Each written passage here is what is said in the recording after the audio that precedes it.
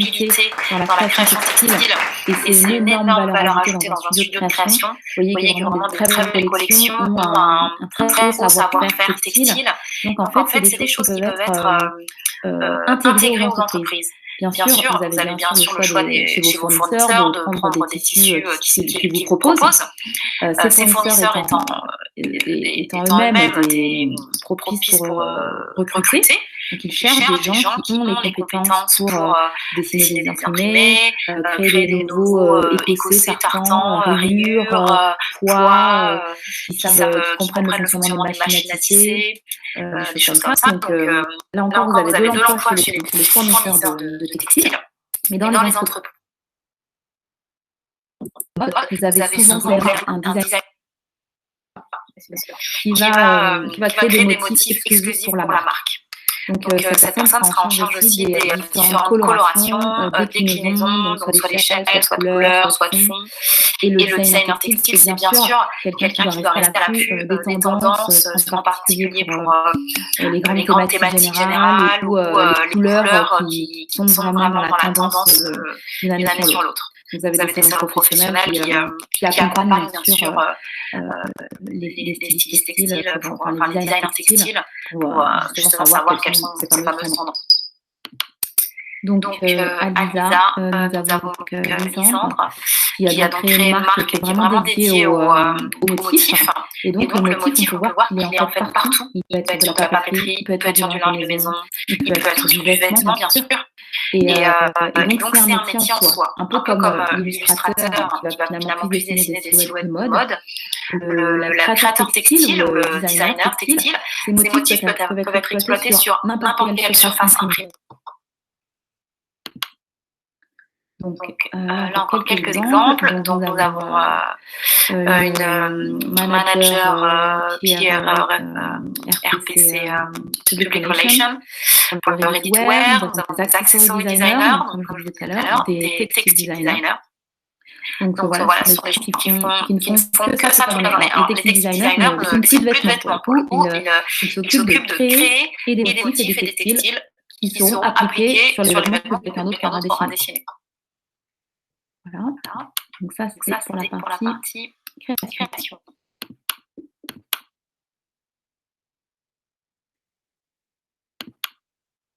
J'embraye sur la partie, donc voilà, si vous avez des questions, surtout n'hésitez pas. La partie management, marketing, business. Donc c'est vrai que de nos jours, c'est évidemment très important d'avoir cette vision transversale. C'est ce qui fait qu'un styliste n'est pas un artiste ou quelqu'un qui vit un peu dans sa tour d'ivoire. Les vêtements, ils sont là en général pour être vendus.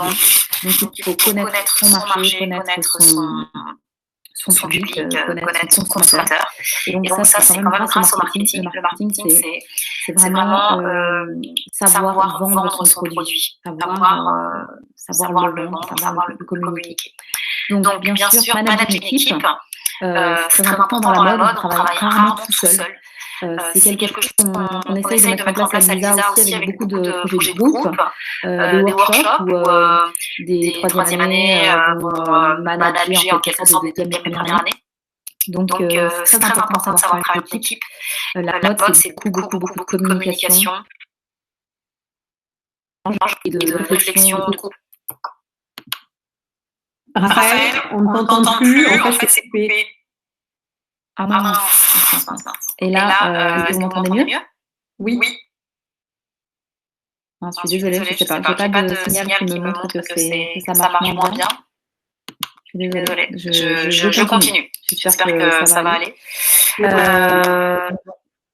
Est-ce que là ça va? Vous m'entendez? Oui, tout à fait. Ok. Donc je continue sur les gens de Lisa qui sont dans des entreprises. Donc là, vous avez des gens qui sont sur Saint-Laurent à des postes très différents. Donc coordinateur de collection, designer broderie, responsable pour le développement des tissus et des développements bijoux. Ensuite, chez Chanel, nous avons aussi quelques personnes. Visual merchandiser, donc ça c'est un métier où on s'occupe de mettre en scène en fait, les vêtements dans la boutique. la boutique, dans les vitrines. Et donc, c'est vraiment un poste très important puisqu'en fait, ça aide énormément à la vente des produits. La façon dont ils sont présentés, c'est très, très important comme image pour la marque. Coordinateur de collection et architecture retail manager. C'est quelqu'un qui s'occupe de l'architecture des boutiques. Ensuite. Donc oui, un styliste avec une sensibilité marketing, management business, peut travailler dans un bureau d'études sur le terrain, ce qui signifie qu'en fait, vous avez même des bureaux de tendance, en fait, vous pouvez être du conseil, en fait. Vous pouvez avoir une vue un peu plus au-dessus de la marque et pour être amené à la conseiller dans ses choix stratégiques. Et donc, vendre des vêtements, c'est quand même énormément de réflexion et de savoir se positionner, savoir produire au bon prix par rapport à ce que l'on vise. C'est très important et ça demande beaucoup de compétences professionnelles. Donc, encore donc chez Chloé, nous avons des gens qui ont des métiers, donc styliste, product manager pour le cuir ou product manager pour les chaussures. Donc dans le genre de cette entreprise comme ça, des grandes entreprises de luxe, excusez-moi, j'ai été trop vite. Les postes sont très segmentés en fait. Vous avez une portion en fait parce que vous devez vous concentrer sur un seul savoir-faire. Et c'est le seul directeur artistique en fait aura la vision globale. Donc chez Céline aussi, vous avez Quality Manager. Donc la qualité, c'est un métier qui est entre le stylisme et l'ingénierie. Parce qu'en fait, ça consiste à contrôler la qualité et des matières, par exemple le cuir, le textile chez Tram, et la qualité du produit fini, du vêtement fini. Donc pour être sûr qu'il est conforme au cahier des charges et qu'il est conforme pour être placé en boutique. Vu qu'il est l'image quand même de la société, le contrôle qualité, c'est très important. Donc un coordinateur de studio et responsable des relations publiques. Voilà. Ensuite. Voilà. Vous avez Émilie Bardot, une ancienne de chez nous, qui est product manager e-commerce. Donc le e-commerce, c'est vraiment quelque chose qui explose en ce moment. C'est toutes les marques passées, présentées à venir, développent leur e-commerce. Donc ça, c'est une façon de vendre qui nécessite aussi beaucoup de compétences de marketing. Parce que la mode n'est plus qu'une image, et donc il faut savoir vraiment maîtriser les règles de l'image pour vendre à sa cible le plus directement possible et le plus judicieusement possible. Donc voilà, entre stratégie et brand content, donc le marketing, c'est vraiment quelque chose qui va amener l'équipe de création à réfléchir sur le message, l'ADN, l'identité de la marque. Donc quand on vend du luxe, quand on vend du mass market, ou quand on vend du luxe accessible, type Sandro, ou des marques qui sont dans un entre-deux, on doit vraiment contrôler tout ce qui sort, que ce soit sur les réseaux sociaux, que ce soit le site internet, soit les campagnes. Donc les choses doivent être en cohérence. Et donc c'est vraiment le brand content, tous les contenus digitaux ou papier sont extrêmement maîtrisés. Et pas que par le directeur artistique, en fait, par l'ensemble des managers et en particulier du marketing. Donc là, vous avez encore une ancienne responsable de la ligne ad, Vanessa Bruno, qui est une seconde ligne. Alors, responsable du marketing online, ce qui signifie que c'est pour le e-shop. Et le marketing online, ça va être tout ce que vous pourrez recevoir comme newsletter, comme opération spéciale, vente promotionnelle. Donc ça, c'est le responsable marketing qui s'occupe de ça et qui doit proposer à son client, son fichier client ou à des fichiers prospects des nouveaux produits ou des produits à des tarifs spéciaux. Donc ça, c'est réfléchi pour, bien sûr, le même objectif qui est vendre ces produits le plus possible et le plus de monde possible. Alors, du produit au consommateur. Donc, ça, c'est dans la partie management petit. On doit comprendre en fait à qui on vend pour être un meilleur créatif, pour être un meilleur styliste. On doit comprendre en fait notre cible. la clientèle, du marché, est-ce qu'on vend à des millénials, est-ce qu'on vend à une cible senior. Voilà. Donc cette étude, on demande à nos étudiants de bachelor d'avoir une approche marketing quand même dans leur projet de diplôme et de réfléchir à leur cible, à leur positionnement, à leurs concurrents, afin de mieux comprendre à qui ils vendent et à quel prix ils devraient le vendre. Parce que quand vous allez ensuite chercher un emploi, c'est très important en fait d'être en phase. Si vous faites du luxe pour les tout petits bébés, voilà, il y a vraiment des choses des fois qui sont pas cohérentes. Et ça peut être un problème dans le discours après de présentation de la collection. Ensuite, je continue.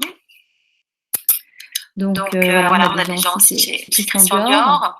Donc visual merchandising director, ça veut dire quelqu'un, alors corporate, ça veut dire qu'il s'occupe de plusieurs boutiques. Et donc directeur du visual merchandising, c'est-à-dire l'ensemble des boutiques, plutôt l'intérieur des boutiques. Les vitrines s'appellent window en anglais. Leather Goods Designer, donc c'est un styliste pour la maroquinerie, donc les pièces en cuir, petite maroquinerie ou ça, grosse maroquinerie.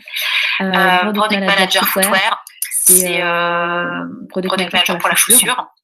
Donc ça signifie chef de produit pour la chaussure. Donc le chef de produit, c'est un job qui se situe donc entre le styliste et la production. Et le marketing. Donc c'est quelqu'un qui va en fait servir de connexion avec les usines, avec les fournisseurs, qui aura vraiment un œil sur le prix, sur les coûts. Donc le styliste doit être créatif, mais son chef de produit doit lui mettre un peu les pieds sur terre et il travaille en équipe, souvent en binôme, pour sortir des collections qui soient en fait, qui ait tout de suite quelqu'un qui puisse soit en mesure de la produire, exactement dans quelle usine on va le faire, avec quel matériau. Donc c'est vraiment l'alter ego du styliste, le chef de produit, avec l'œil plus chiffrage et production. Et donc collection coordinateur, donc ça c'est des postes aussi un peu intermédiaires du coup. Vous avez plein de stylistes, vous avez besoin de postes de coordination pour être sûr de rassembler tous les éléments, de pouvoir les présenter en temps et en heure à votre directeur artistique. Donc vous avez des échelons intermédiaires qui permettent de réunir, de des passerelles entre tous les stylistes, tous les secteurs.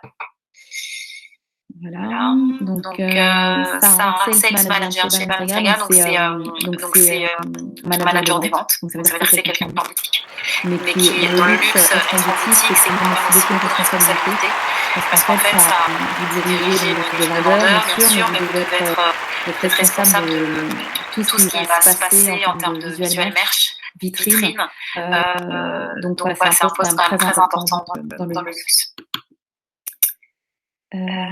Voilà, je continue. Est-ce que vous m'entendez? C'est bon.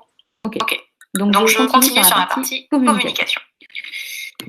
Donc la communication pour une maison ou pour une marque, la communication aujourd'hui, c'est deux grands champs de compétences, qui va être la communication papier, les looks, les catalogues, les contenus papier, les shootings, les campagnes, et bien sûr les contenus digitaux. Et donc la communication se fait aussi énormément de nos jours par le digital. Alors, voilà, un métier très historique dans le milieu de la mode, c'est l'attaché de presse, chargé de presse. Donc c'est la personne en fait qui va être l'intermédiaire entre la marque et les magazines de mode, et toutes les personnes qui vont pouvoir faire parler de la marque. Les égéries, les célébrités. Donc l'attaché de presse, elle fonctionne avec en fait, la collection qu'elle va prêter. Majoritairement, pour faire parler de la marque. Donc la communication digitale chez Dior, Laura, c'est bien sûr le site internet, mais pas que, tous les supports, tous les médias qui vont être utilisés, donc Instagram, tout ce que la marque a décidé d'utiliser, bien sûr, une marque peut décider de ne pas être sur tel média, mais elle va toujours maîtriser ses contenus. Alors, donc voilà, vous avez quelqu'un chez Marc Jacob, donc assistante attachée presse. Donc l'attachée presse, voilà, c'est très important, c'est quelqu'un qui rédige aussi les communiqués de presse. Quand vous avez des collections capsules, des événements, c'est la personne qui va trouver des bons mots pour parler de la collection et qui va en fait répondre la nouvelle, alors toujours à la cible, en fait, même pour la presse, c'est la presse spécialisée. Voilà. Donc, si vous êtes passionné par la mode, bien sûr, il y a beaucoup d'emplois différents dans la presse papier ou le web. On va plutôt appeler ça styliste photo, par exemple. Styliste photo, c'est quelqu'un qui va en fait associer des vêtements pour des shootings. Donc, elle va passer par l'attaché presse ou le bureau de presse, elle va aller emprunter des vêtements de marques différentes et elle va en fait reconstituer des looks selon un thématique. Elle a fixé avec son rédacteur en chef. Voilà, un thème romantique, un thème futuriste, et donc elle doit avoir une connaissance suffisante de toutes les dernières collections qui sont sorties pour savoir ce qu'elle va trouver dans les bureaux de presse, chez les attachés de presse, pour ensuite faire elle-même recréer un look. Donc, c'est un métier créatif, mais on ne dessine pas de vêtements. On a Raphaël, il y a Océane qui pose une question en disant peut-on avoir un métier de communication en choisissant une formation styliste modéliste. En fait, on a, là je prends la parole 2 minutes, mais on a environ 15% de nos diplômés qui travaillent dans ce secteur de la communication. Donc, qui ont à la base un diplôme plutôt styliste modéliste ou styliste designer textile, qui se destinaient au départ plutôt à de la création et qui finalement bifurquent vers les métiers de la communication. Donc, c'est, on va dire, assez naturel. Dans ce secteur d'activité, en fait, c'est des rencontres, c'est aussi une appétence, des envies. Exactement, c'est une sensibilité qu'on va développer à l'école. On va donner vraiment une multitude de compétences. Mais en fait, après, on a des gens qui sont passionnés par le stylisme photo, par la presse de mode, et qui vont avoir envie de se diriger vers ce... Mais au contraire, en fait, vous êtes plutôt très créatif si vous avez fait une formation styliste modéliste. Et donc, vous êtes plutôt désirable pour les gens qui chercheraient des stylistes photos, ou si vous souhaitez travailler dans la communication, la presse féminine, presse mode. Donc vous êtes plutôt attractif, je pense, avec ce diplôme, même limite un peu surqualifié. Mais après, voilà, c'est aussi un goût, une envie. Oui, on a plein de gens qui bifurquent vers la communication. Tout à fait. Parce qu'en fait, vous allez plutôt vous asseoir sur les compétences de culture mode et de connaissances des collections. C'est plutôt les gens qui sont très à la recherche de tendances, qui aiment voir les collections des autres, qui ont plein d'idées de thématiques. Ceux-là, ils peuvent très bien travailler dans la communication. On va voir quelques exemples d'ailleurs, je pense. J'y vais. Donc voilà, Camille Legrand, donc elle est rédactrice. Donc voilà, ensuite je ne vais pas vous décortiquer tous les métiers du journalisme, mais voilà, il y a énormément de hiérarchies. Vous pouvez être photo, mais vous pouvez être aussi rédactrice, ça veut dire que vous allez rédiger des contenus sur des thématiques, sur des problématiques liées à la mode. On a ce monsieur, Romain, qui est Women Fashion Director Citizen Kane. Donc ça veut dire qu'il va s'occuper de la mode féminine, donc connaître les collections, lancer des thématiques, se dire, donc là, dans les défilés, j'ai vraiment vu cette grosse tendance. Je pense qu'il faut vraiment qu'on fasse et un article, une page shopping, et un édito. Oui, c'est un langage très particulier, la presse de mode, mais c'est pas du tout éloigné du stylisme, en fait, stylisme modélisme. Et pour information, Romain est sorti de mémoire comme ça, je dirais, il y a une douzaine d'années, pas plus. Ouais. Après c'est un vrai goût, c'est un talent.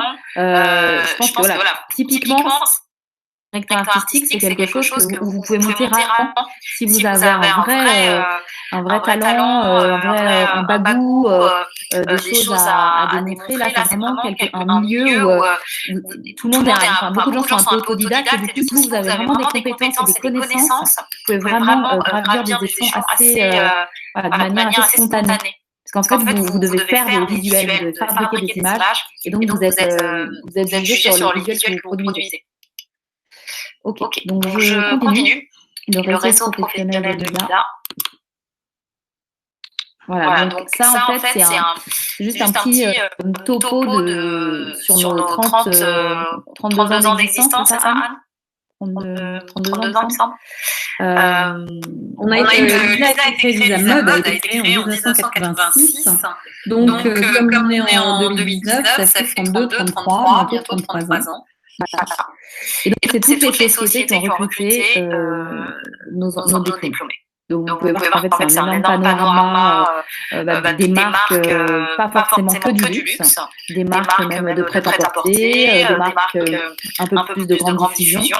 Mais c'est parce qu'à Lisa, en fait, on a vraiment une approche assez globale de la mode. On travaille bien sûr des collections très créatives en troisième année. Et en deuxième année, on va vraiment se concentrer aussi sur du tendance et sur du prêt-à-porter.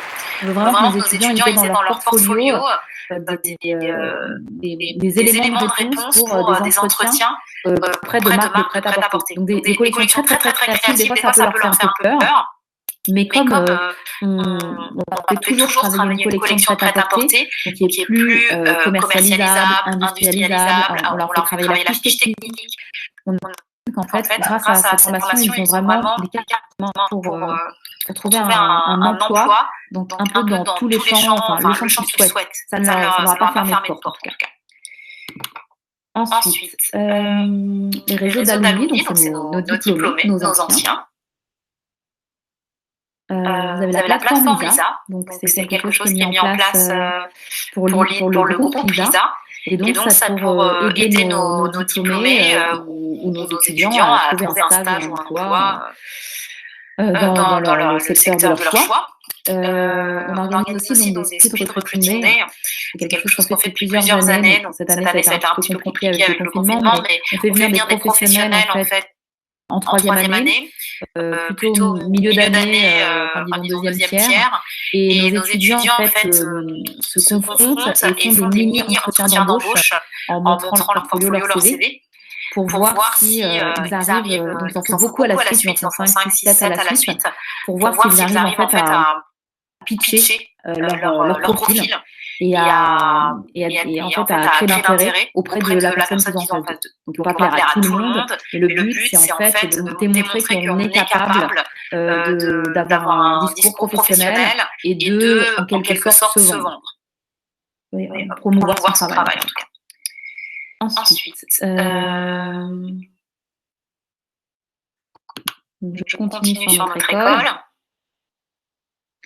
Donc ça, ce sont des classements par rapport à... Parce que sur Paris, il y a évidemment d'autres écoles de mode, des privées, des publiques. Mais nous, voilà, on a une école très dynamique, qui est encore en pleine croissance, qui a encore vraiment des possibilités. D'ailleurs, je pense que ça a été répondu dans le chat, on va déménager dans un local encore plus grand.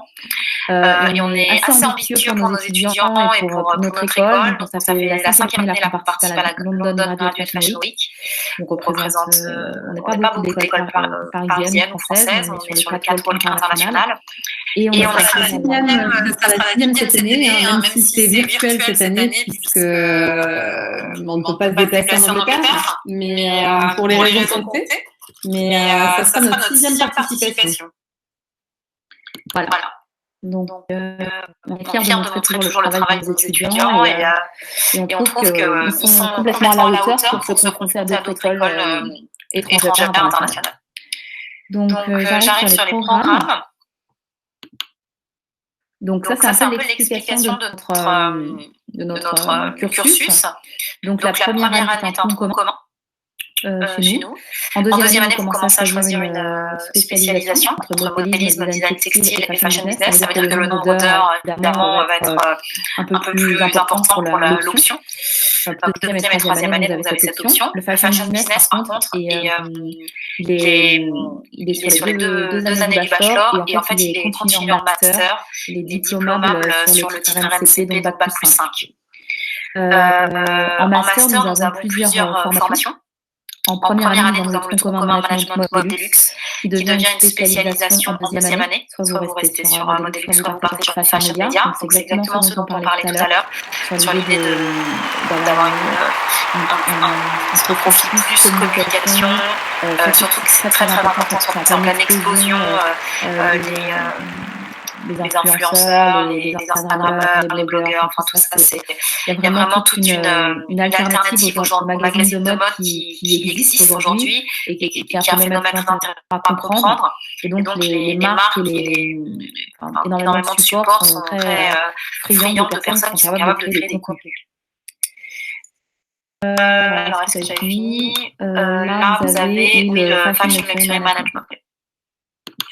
Alors, je continue sur ça, l'enseignement professionnel et international. Alors, donc ça, c'est tout nos cours. Donc, en fait, on a vraiment conçu nos cours, nos contenus courts par rapport à la demande de la profession.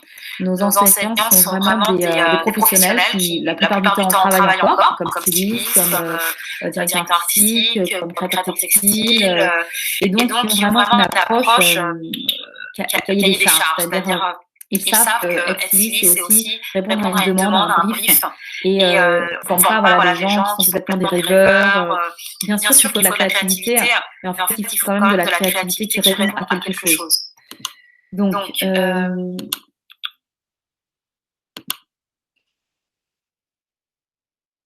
voilà. Donc l'élaboration des collections. Donc ça se passe plutôt en troisième année, on va vraiment parler d'une collection, parce qu'on a entre 6 et 8, parfois 9 silhouettes qui sont entièrement dessinées et créées, réalisées. Mais vous avez en fait beaucoup tout au long du cursus des collections qui sont faites pour des partenariats professionnels, qui sont faites pour des thématiques ou des demandes particulières. En troisième année, on va donner carte blanche à l'étudiant parce qu'on estime que il a assez de maturité pour décider d'une thématique qui va être en accord avec les tendances du moment. Mais en fait, tout au long de son cursus, il aura quand même dû faire des collections pour des demandes particulières. Donc, c'est très important pour nous cette partie-là, parce qu'en fait, on n'est pas tout seul en fait quand on est styliste. Et donc, on doit être capable de créer à la fois une collection pour quelqu'un qui fait de la chemise, qui fait du basique, et puis en même temps pour quelqu'un qui produit peut-être plus fantaisie. Donc voilà, comprendre l'ADN d'une marque et savoir par contre, ça fait partie du métier de styliste aussi. Donc, en fin de troisième année, on demande à nos étudiants comme carte de visite pour eux-mêmes d'avoir une collection créateur, donc la plus créative possible, qu'ils vont réaliser, qui va leur permettre de participer éventuellement à des concours, et en tout cas d'être une belle carte de visite pour la recherche du travail. Donc bien sûr, cette collection est accompagnée d'un portfolio complet qui permet de montrer leur savoir-faire en termes de dessin, d'art, feuilletage technique. On a toujours mis un point d'honneur à avoir un défilé, donc faire défiler les collections de nos étudiants. Très important parce que c'est le moment où les collections prennent vie, elles sont portées, elles sont mises en lumière. Donc on fait un défilé en fin d'année avec une partie des collections, les meilleures collections. On a une sélection sur à peu près un tiers des collections. Mais toutes les collections vont passer. Très important, c'est le moment où elles vont être portées. Les filles peuvent être maquillées, elles sont accessoirisées. Et donc l'étudiant va vraiment son univers se concrétiser à ce moment-là. Ensuite, les partenaires. Donc Lisa tient beaucoup à développer donc, des expositions en murs, des partenariats avec des marques professionnelles de la mode. Donc c'est quelque chose qui nous intéresse beaucoup et qui confronte beaucoup nos étudiants à la réalité. Donc voilà, il y a une petite liste de gens avec qui on a fait des collections, par exemple comme Bisbee, Agnès B, elle expose les créations de nos premières années dans le cadre d'un partenariat solidaire. Voilà, beaucoup de Woosnex, on a exposé des travaux d'étudiants. Donc on essaye de vraiment expliquer à nos élèves l'implication entre la vie professionnelle et la vie scolaire. On ne veut pas que ce soit complètement coupé et qu'ils découvrent en quelque sorte les salons professionnels ou les marques en sortant de l'école. Au contraire, on espère qu'ils ont plutôt une très bonne connaissance en sortant de notre école. Donc ça c'est un partenariat qu'on a mis en place pour constituer des groupes de réflexion, des conférences, des hackathons, on aime bien être l'idée que Lisa participe à à l'évolution de la mode et ceux qui aiment informer et participer à des réflexions autour de la mode de demain. C'est très important pour nos étudiants, bien sûr, que ce sont eux les stylistes de demain. Donc voilà, ça c'est un partenariat qui nous tient à cœur.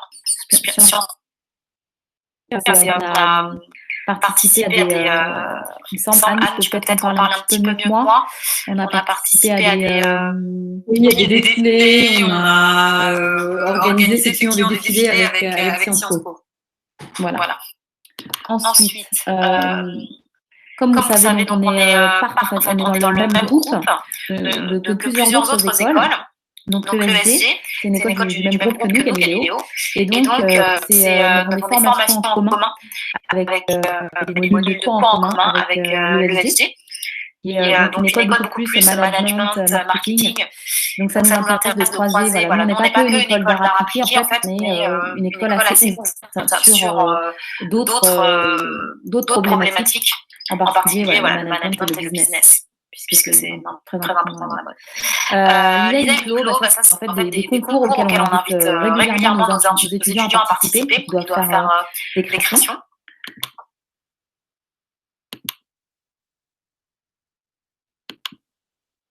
Ensuite, l'ISA et ISBI, c'est une collaboration où en fait nos étudiants ont dessiné des modèles qui ont ensuite été réalisés par la marque.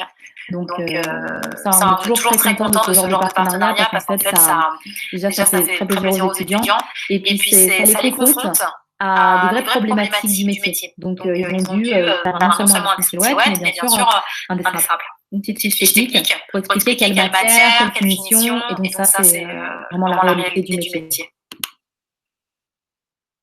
Donc ça, c'est un partenariat qu'on a fait, donc il y a un partenariat solidaire et créatif où en fait nos étudiants, en récupérant des vêtements seconde main au Secours populaire français, qui est notre partenaire aussi, devaient créer une collection de sacs, 3 modèles de sacs par étudiant, qui ensuite étaient vendus au profit du Secours populaire, exposés dans les locaux d'Agnès qui nous prêtent un lieu qui est assez grandiose dans Paris. Et donc toutes les ventes sont reversées au Secours populaire pour offrir des journées de vacances aux enfants. Ça, c'est un projet qu'on fait en première année. Donc, ça a énormément de vocation pédagogique autour de la mode solidaire, la mode de l'upcycling et surtout laisser exposer sa créativité. Donc ça, c'est un partenariat aussi prêt à porter. Donc tous les ans, on essaie d'avoir un partenariat prêt à porter intéressant pour nos étudiants, c'est plutôt en deuxième année. Et donc, ils doivent inventer un peu iconique le plus souvent d'une marque en proposant des dessins, des moodboards, des idées, des impulsions. Voilà, ça c'est quand on fait une exposition hors mur. Donc on a déjà exposé sur Wooznext, Première Vision, Fashion Tech Week, Yorka. Ce sont des salons en fait un peu de wholesale, c'est-à-dire des marques vont pour vendre leur nouvelle collection à des revendeurs, à des boutiques. Et ils ont tous les lieux d'exposition qui sont dédiés vraiment à la créativité. Et donc nous, Lisa, on essaye d'avoir des lieux comme ça pour montrer la création de nos étudiants et mettre en valeur leurs compétences, c'est toujours très intéressant.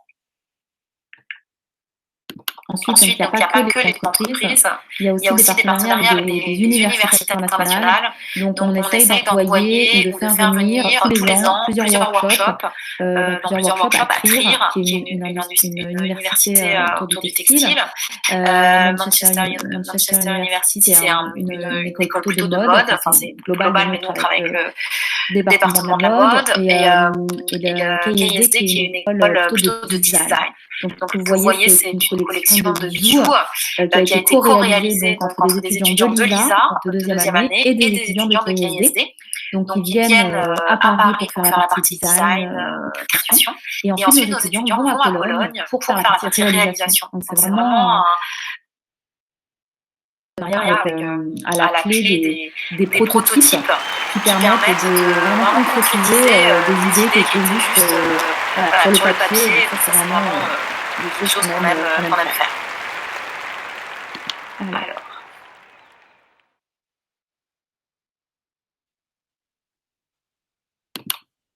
Presque fini, je suis à ma dernière partie. J'espère que tout le monde est encore là.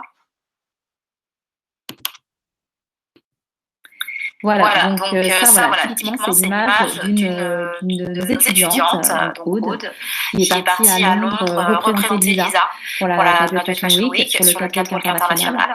Et donc, tous les ans, on envoie quelqu'un qui présente une collection accessoirisée de Silouk. Et donc, on est très fiers de pouvoir représenter la créativité de nos étudiants à l'international. On organise aussi un voyage d'études en Inde, donc dédié principalement au textile. Donc tous les ans, cette année on a pu le faire, ça arrivait juste avant le confinement, donc c'était en février. Nos étudiants n'ont eu aucun problème, ils sont revenus très bonne santé. Et donc ça c'est aussi par rapport à l'idée du sourcing. Un styliste, c'est aussi quelqu'un qui est capable de travailler avec des usines du monde entier, qui est capable d'expliquer des idées, de choisir des fils, de dessiner un projet qui va être ensuite réalisé par un artisan, une usine. Et donc, ce voyage d'études, il est soutenu parce qu'on a un Lisa Mode à Bangalore, en Inde.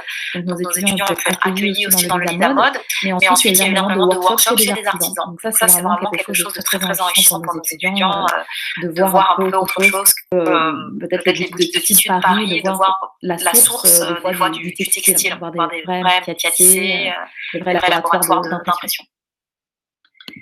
Ok, donc ensuite, je vais plus dans le détail sur le batch store, le tronc commun. Donc, c'est une sorte de synthèse, de résumé des cours et des grandes problématiques. Donc, en fashion design, le tronc commun, donc on fait de la recherche conceptuelle expérimentale, du stylisme de mode, du modélisme, de collage, design et technologie textile. Donc, la différence, c'est que le design, c'est la création, et la technologie textile, c'est la connaissance des matières. Marketing, bien sûr, donc il y a l'industrie de la mode, connaître le marché de la mode et comment ça fonctionne pour vendre ensuite des collections, les calendriers, tout ça. Illustration de mode et le lookbook, donc on a des professeurs bien sûr d'infographie pour maîtriser tous les logiciels qui sont indispensables aujourd'hui à développer des portfolios. Décoder la mode, qui est un cours transversal sur l'histoire de la mode et du costume et la mode actuelle. Toutes des conférences qui viennent ponctuer l'année autour de thématiques particulières. Ensuite, les stages. Donc, on demande en première année de faire un stage de 2 à 4 semaines. Alors, j'espère que...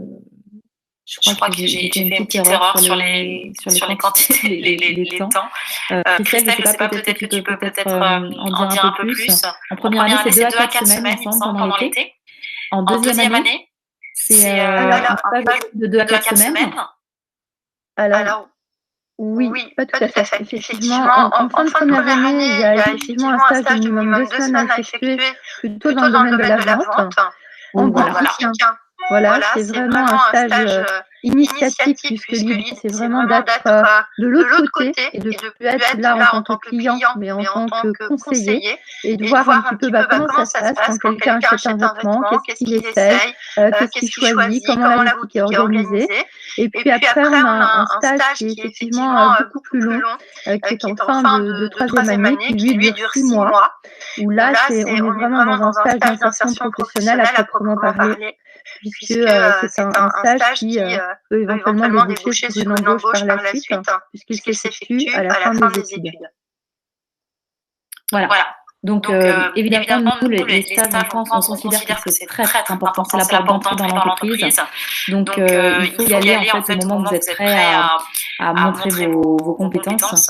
Donc, en première année, comme dit Christelle, c'est plutôt un stage, pas d'observation, mais voilà, pour voir un peu l'autre côté de la vitrine.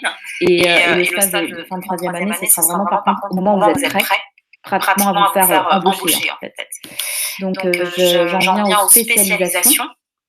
Donc, la spécialisation, on a 3 spécialisations dans notre école, modélisme, business, design textile, qui vont être vraiment à la sensibilité de l'étudiant et qui vont lui permettre de s'orienter ensuite dans sa vie professionnelle. C'est un choix qui est libre, en fait, qui est dicté. Nous, les professeurs, en fait, nous encourageons plutôt des tendances qu'on a observées dans les travaux des étudiants.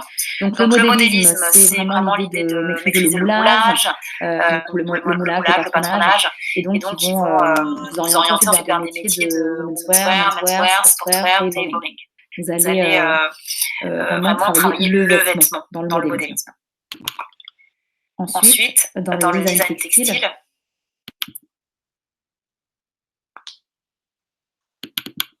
allez. Voilà. Le design textile, c'est dans notre école, on va vraiment vous faire apprendre le traitement de la surface, donc les teintures, la broderie, le tissage, pour en fait acquérir une grande autonomie au niveau des matières et être en mesure de proposer des collections de textiles. Alors, dans notre école, on demandera toujours à nos étudiants de troisième année de faire des collections. De faire des collections de vêtements sur lesquelles il y aura plus une mise en valeur en modélisme, une mise en valeur textile. Si vous êtes très fort en textile, vous pouvez faire des vêtements finalement un peu plus simples techniquement dans la coupe, mais par contre, vous devez vraiment valoriser votre savoir-faire textile. Et ensuite, la partie business.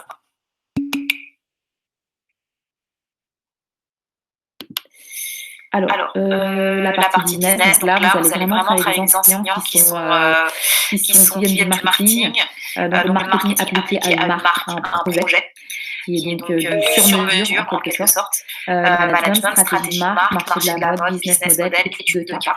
Donc, pour vous dire, en fait, en option business, les gens vont vraiment aller jusqu'au business plan d'un projet de marque. On ne demande pas nécessairement aux autres options. Donc, c'est pas le tout de créer en fait des modèles, c'est aussi savoir combien ils vont coûter une fois qu'ils seront produits et où seront-ils produits et comment sera l'étiquette. Enfin, ça va très loin dans la partie concrétisation du projet. Et donc voilà, j'ai fini. J'ai terminé. Donc, je vous mets juste ça. Voilà. Donc, si vous avez j'ai dit 19h. Donc, j'espère que cette petite présentation vous aura plu. Vous aurez pu voir qu'en fait, il y a 1000 métiers dans la mode, 1000 possibilités. Nous, on essaye de vraiment former de la manière la plus complète pour que ce soit votre sensibilité, vos compétences qui vous amènent à le métier qui vous plaît le plus. Et donc voilà, je pense que là, vous avez quand même un bon aperçu grâce aussi aux expériences de nos anciens et leur parcours de toutes les possibilités qui existent dans ce secteur d'activité. Je ne sais pas, Anne, si tu veux rajouter quelque chose. Je me dis peut-être, Christelle, est-ce que tu veux rajouter quelque chose? Il y a donc Sébastien qui posait la question de savoir si les spécialisations restent transversales dans leur contenu. Christelle y a répondu par écrit dans le chat, mais peut-être que tu veux rajouter un petit commentaire, Raphaël, pour conclure, à moins que vous ayez encore des questions, et vous pouvez les poser à l'oral et ouvrir vos micros. Oui, Sébastien remarque qu'il y a beaucoup de possibilités de métiers, et encore, on peut les élargir si, après un master, par exemple, finalement, une entreprise de la mode et du luxe, c'est tous les métiers, des juristes, des RH, on peut élargir encore plus. Mais bon. Sinon, déjà, là, on a dit une bonne cinquantaine, je pense, de métiers.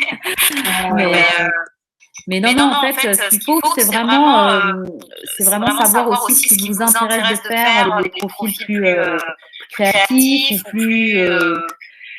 des personnalités qui aiment plus organiser les choses, coordonner.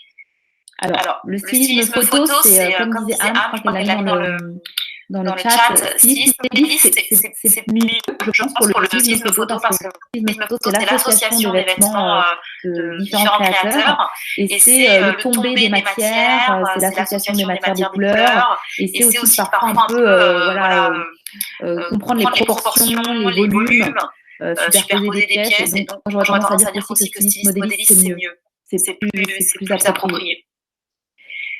Existe beaucoup de débouchés. Alors, les débouchés, en fait, c'est oui, puisqu'en fait, il faut voir la mode comme un champ de recrutement assez global, mondial. C'est-à-dire qu'à Paris, c'est déjà une énorme partie des possibilités. Mais ensuite, vous avez bien sûr Milan, Londres, New York, vous avez les Pays-Bas, vous avez énormément d'endroits pour être styliste photo. Partout où vous avez des presse, en fait, vous pouvez avoir des contrats. Le styliste photo, c'est quelqu'un qui va fonctionner en fait soit loyalement avec un magazine, soit plutôt comme un papillon, en freelance, en travaillant pour beaucoup de magazines. Donc la solution pour commencer en fait le stylisme photo, c'est après sa formation scolaire, c'est en fait de faire énormément de shooting et de se faire un portfolio d'univers et d'éditos, de faux éditos, pour ensuite aller vendre ce talent à des magazines. Donc, c'est comme tous les métiers, il y a forcément beaucoup de concurrence et il y a des gens qui sont doués, mais si vous êtes doué, il y a forcément, il n'y a pas de souci, bien sûr. Donc, moi, j'aurais tendance à dire que oui, il y a des débouchés. Tant qu'il y aura des magazines de mode, il y a des débouchés. Est-ce que vous avez d'autres questions? Je rajoute que si vous relisez la presse, vous regardez un petit peu en ce moment tout ce qui se passe, et quand on voit la mobilisation des entreprises textiles, de la mode et du luxe en ce moment et depuis le début du confinement, entre les masques, les blouses et même le gel hydroalcoolique, c'est là qu'on remarque en fait qu'il y a une multitude d'entreprises textiles en France. Et je trouve que c'était finalement, c'est un bon, comment dire, c'est finalement une bonne chose que tout le monde le remarque. C'est vrai que on ne sait pas que ça fabrique en France, que en fait il y a tout un tas d'entreprises dont on ne connaît pas le nom et qui aujourd'hui sont sorties un petit peu de leur comment dire, de l'ombre. Donc, on voit bien qu'en fait, il y a une mobilisation énorme, rien qu'en France. Donc, oui, il y a énormément d'entreprises. La mode, c'est vraiment un secteur d'activité, d'ailleurs, qui rapporte plus que l'aéronautique et l'automobile en France. En fait, pour les jeunes qui sont intéressés par la mode, il y a vraiment quelque chose d'important à comprendre, c'est que ce qu'on appelle la mode, l'industrie de la mode, ça va de Tex chez Carrefour. Il y a quand même des stylistes qui travaillent là-bas, qui habillent toutes les marques de mass market, et ça va jusque Christian Dior. Et en fait, vous avez tous les étages de la pyramide. Donc le luxe, finalement, c'est la forme de la pyramide, mais il y a énormément d'entreprises qui créent, qui fabriquent, alors en France, à l'étranger, et du coup, toutes ces entreprises ont besoin de recruter, ils ont besoin de talents, ils ont besoin de compétences, ils ont besoin de personnes qui arrivent avec des idées fraîches. Donc non, c'est un secteur immense, en fait. C'est pas que la bibliothèque, c'est 1000 fois plus grand. Donc voilà, nous on essaye en fait d'avoir cette approche à l'ISA dans notre formation, de leur montrer toutes les possibilités, l'étendue des possibilités. Voilà. Est-ce que s'il n'y a pas d'autres questions,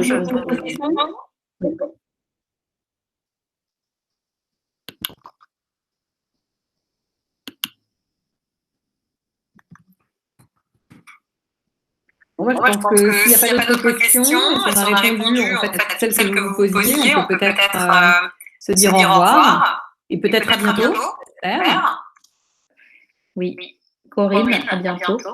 Et on espère que cette petite conférence vous aura renseigné et vous aura donné envie de rejoindre la grande famille de la mode et de trouver votre place dans ce milieu-là. J'attends de connecter pour fermer la conférence. Merci à vous tous d'avoir été